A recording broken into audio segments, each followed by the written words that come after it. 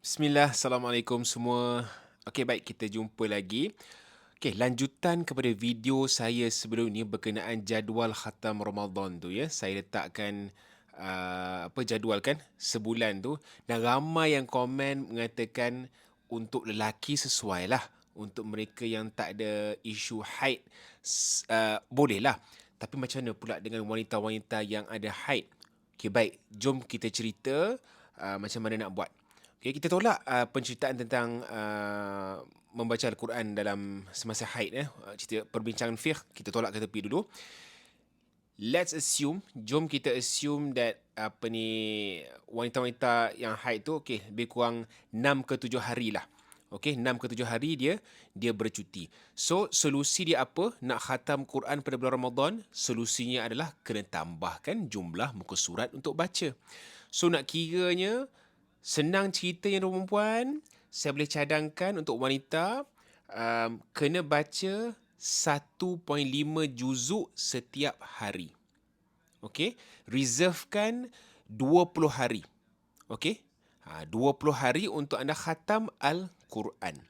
So, kalau anda target 1.5 juzuk sehari, lebih kurang 30 muka surat ya. 1.5 juzuk, 30 muka surat sehari.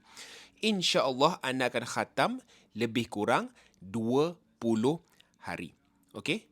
20 hari. So, sehari 30 muka surat nak buat macam mana? Ada dua pilihan. Pilihan yang pertama, anda bahagikan kepada 5 blok.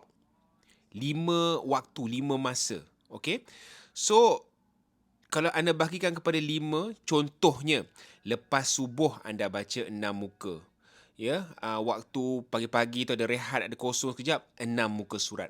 Lepas Zuhur, 6 muka surat. Lepas Asar, 6 muka surat. Lepas Isyak ataupun lepas Terawih, 6 muka. Maghrib kita tolak tepi sebab kita nak berterawih.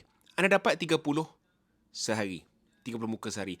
Ataupun pilihan yang kedua, dia berat sikit, padat sikit, tapi insyaAllah masih boleh capai. Pecahkan kepada 4 blok. Subuh 8 muka, lepas subuh 8 muka, lepas Zuhur 7 muka, lepas Asar 7 muka, lepas Isyak ataupun Terawih 8 muka.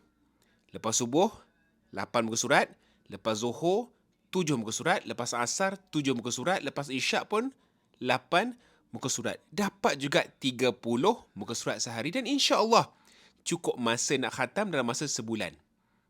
Okey, anda belajar story ni? Kalau ya, komen subhanallah dan sebar-sebarkan kepada kawan-kawan anda.